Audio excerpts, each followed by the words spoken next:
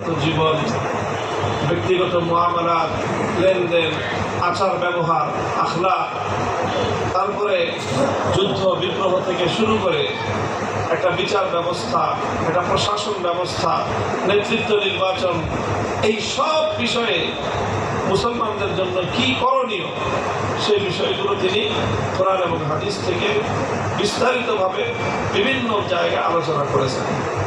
এই আলোচনা মুমিনের ঈমান থেকে শুরু করে তার একেবারে আমল পর্যন্ত সকল ক্ষেত্রে আলোচনাই রয়েছে।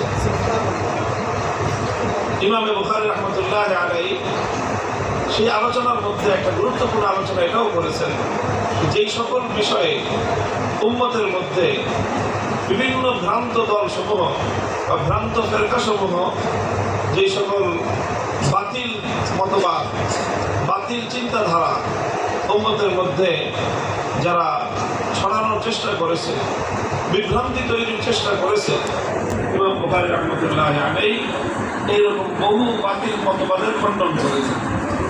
যুগে যুগে হক্কানি উলামায়ে কেরামের এটা একটা গুরুত্বপূর্ণ দায়িত্ব যে যেখানেই কোনো বাতিল মতবাদ, ভুল কোনো মতবাদ, ভুল কোনো বক্তব্য কেউ উম্মতের মধ্যে প্রচার করে, তখন হক্কানি উলামায়ে উম্মতের জিম্মেদারি হয়ে দাঁড়ায় সেই বাতিল মতবাদকে খণ্ডন করা। তো সেই খণ্ডন যুগে যুগে উলামায়ে উম্মত করেছেন। ইমাম বুখারী রাহমাতুল্লাহ আলাইহি তার যুগের সকল বাতিল মতবাদের খণ্ডন তিনি অত্যন্ত শক্তিশালীভাবে করেছেন।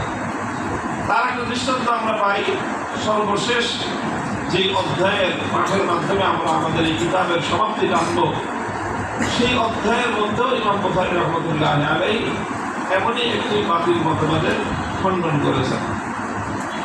সেই বাতিল মতবাদটা কি?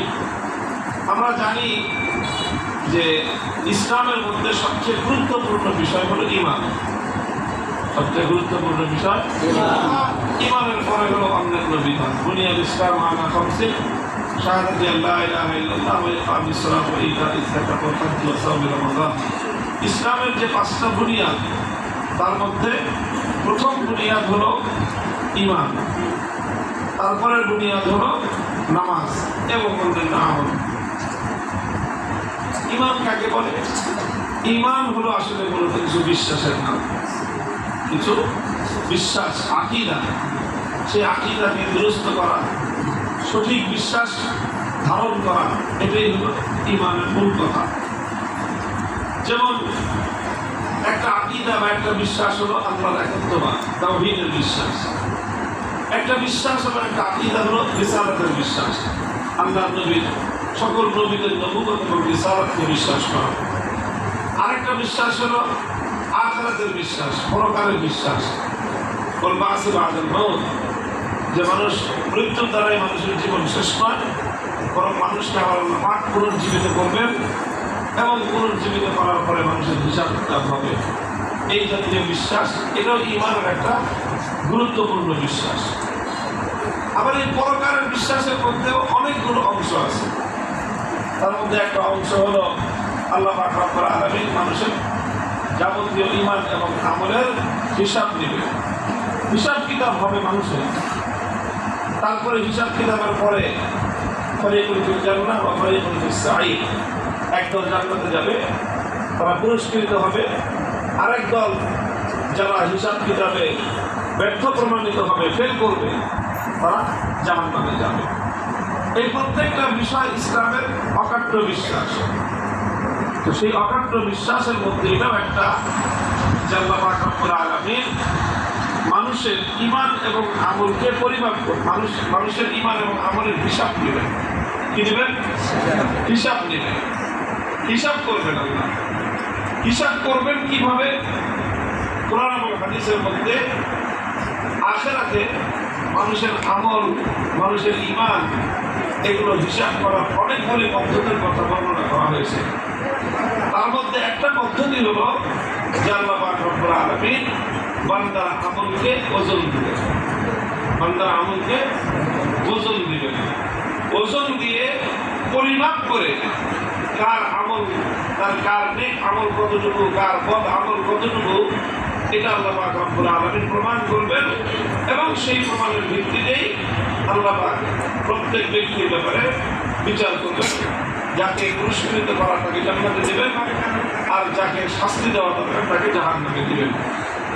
তো এই যে একটা বিশ্বাস, এই যে একটা কথা যে আল্লাহ পাক বান্দার আমলকে ওজন দিয়ে পরিমাপ করে তারপরে আল্লাহ সেই পরিমাপের ভিত্তিতে বান্দার ব্যাপারে কি করবেন, ফয়সালা করবেন।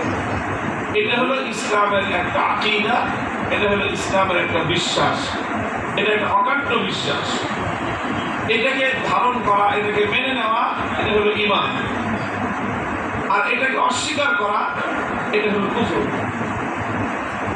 তো আমরা যেরকম ইসলামের যে সকল বিশ্বাসগুলি আছে সেই সকল বিশ্বাসগুলিকে আমরা মেনে নিই, এটাকে বিশ্বাস হিসেবে গ্রহণ করি, এই জন্য আমরা মুমিন, আমরা ঈমানদার। কিন্তু যুগে যুগে এমন কিছু মানুষের আবির্ভাব হয় যাদের জীবন চলার মূলনীতি হলো যেটা তাদের বুঝে আসে সেটা তারা মানে, বিশ্বাস করে, আর যেটা তাদের বুঝে আসে না সেটা তারা গ্রহণ করতে সম্মত হয় না।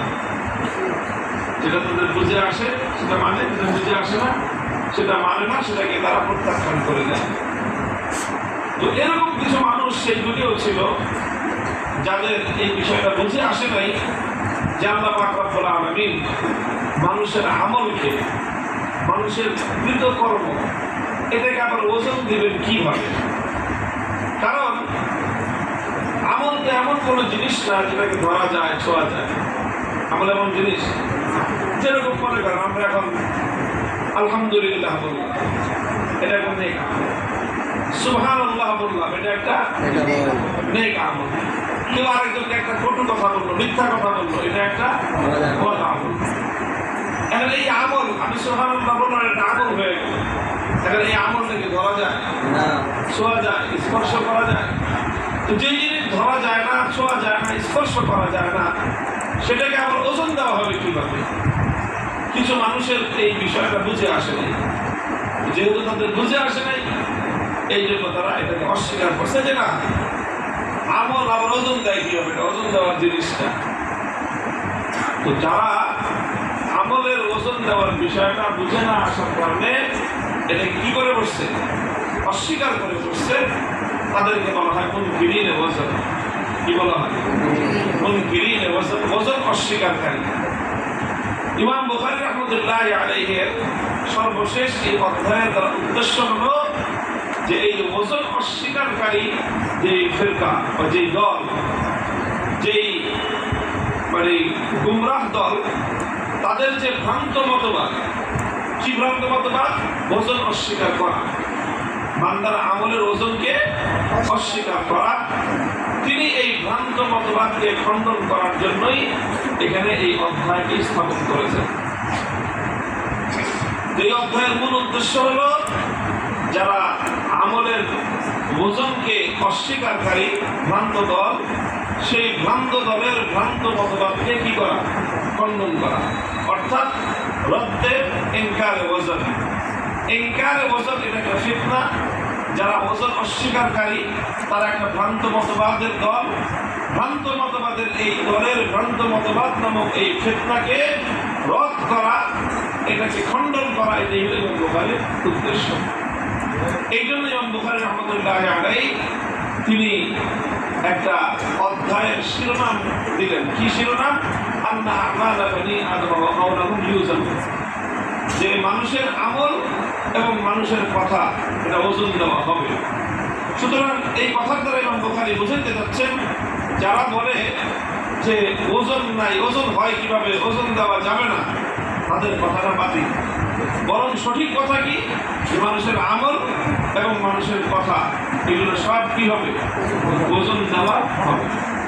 তুমি এই কথার দ্বারা বাতিল মতবাদের বাতিল কথাকে খণ্ডন করবেন। এখন কারো কথা খণ্ডন করতে হলে শুধু একটা দাবি করে দিলেই তো হয় না, বরং কারো মতবাদ খণ্ডন করতে হলে কি প্রয়োজন? দলিলের প্রয়োজন। কি প্রয়োজন? দলিলের প্রয়োজন। ইমাম বুখারী রাহমাতুল্লাহি আলাইহি যেহেতু ভ্রান্ত মতবাদের অধিকারী ওজন অস্বীকারী দলের ভ্রান্ত মতবাদকে এখানে খণ্ডন করছেন। সুতরাং ইমাম বুখারীকেও এখানে দলিল পেশ করতে হবে।